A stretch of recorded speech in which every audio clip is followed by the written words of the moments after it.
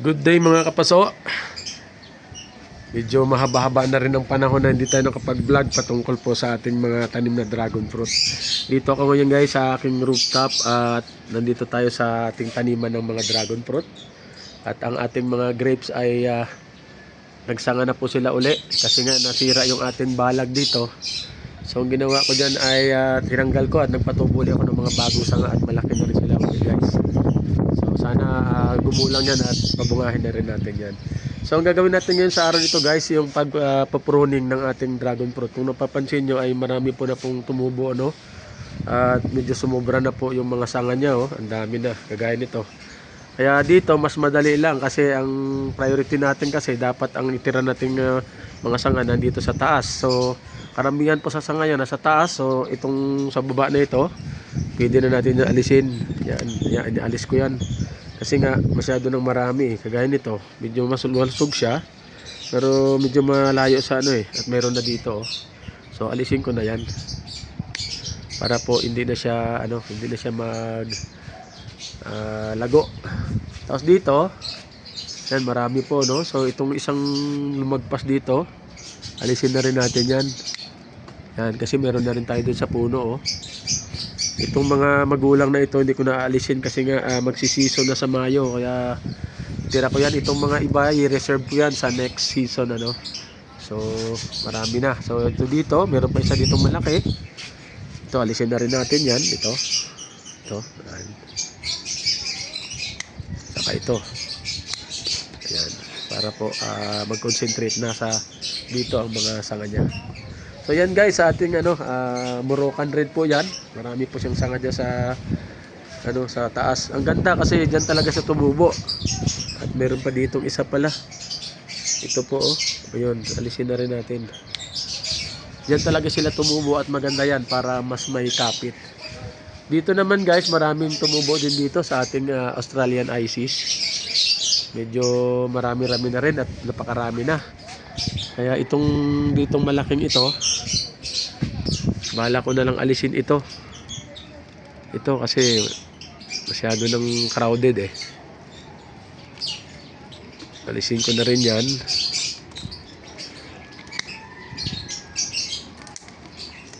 Ayan. Kasi meron na rito, oh, malalaki na. Doon. Medyo sumobra na. Kaya hinayaan ko na lang siya guys na lumaki ng ganyan at lumago. Kasi nga yung isa niyang kasama dito namatay. So ang ratio kasi ng ating pot ay ganyan kalaki, dapat hanggang dalawa. Namatay yung isa, kaya hinayaan ko na lang na ang isa na lumaki at dumami hanggang doon, oh. At matataba na sila guys. At siguro baka nitong month na ito mag-aabuno ako. Kasi nga ay kailangan natin ng backup na abono para sa pagdating ng season ay ready po sila. Kung napapansin nyo guys, may mga may mga dito. Ano bang tawag nito as masking tape tsaka doon, oh. Kasi naglagay ako diyan ng ng isang node. Nag-try akong grafting ng other varieties like Palora kasi mahirap po siyang palakihin. Ayan, oh, meron pa diyan, oh. So sana nga mag-successful 'yon. Meron din akong nilagay dito kanina pala, dito.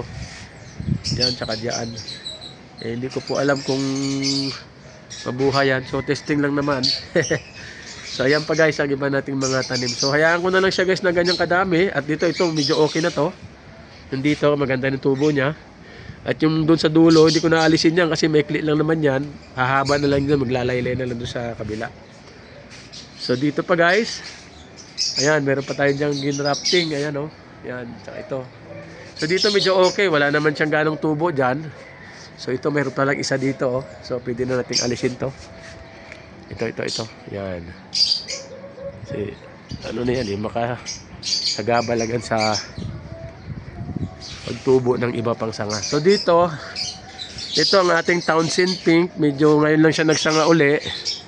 So, hinayaan ko lang muna yan. Kasi nga wala siyang ganong sanga. Kahit na medyo malayo siya dun sa puno, hayaan ko na lang dyan siyang tumubo. Yan. Kasi kukunti ang sanga niya, So wala siyang gaanong sanga, so hayaan ko na muna yan para at least dumami ang sanga niya. Ito may dalawa dito, may dalawa dyan. So pagka ganyan mga cases, ang ginagawa ko, pinabayaan ko lang muna yan.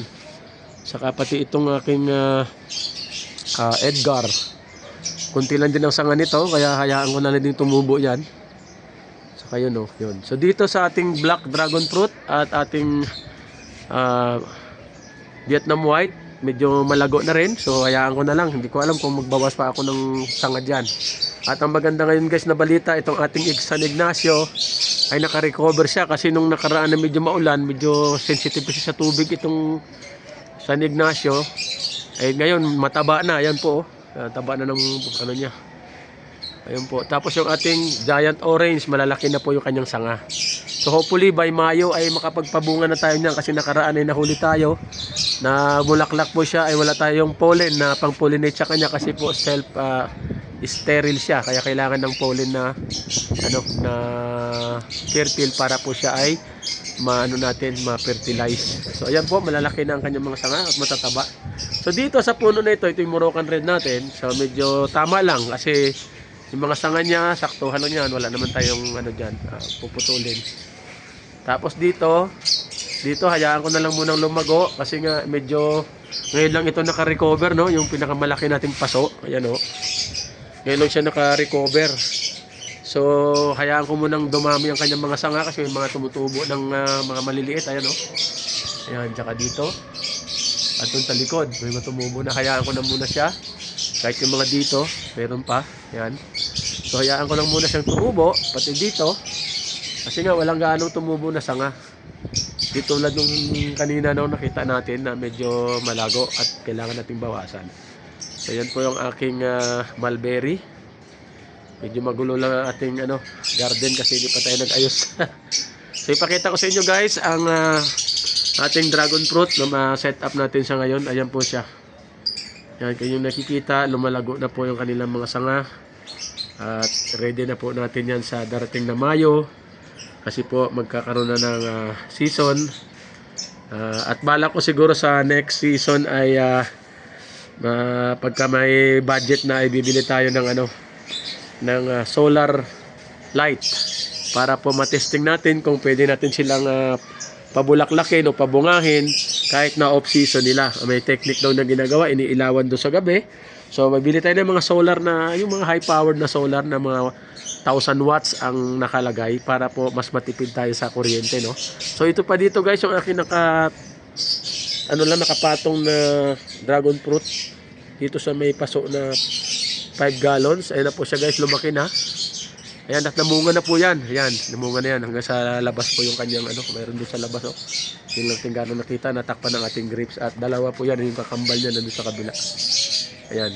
Alright mga kapaso, salamat po sa inyong panonood. At sa mga hindi pa po nakapag-subscribe sa ating munting channel, pindutin nyo na po yung subscribe button at lagyan po nyo ng notification, yung notification bell, ipindutin nyo po. At i-all nyo po ang selection niyo para updated po kayo lagi sa ating i-vlog na mga video.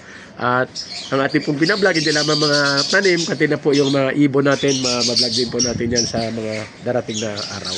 Alright mga kapaso, thank you for watching. God bless and see you next video. Bye-bye.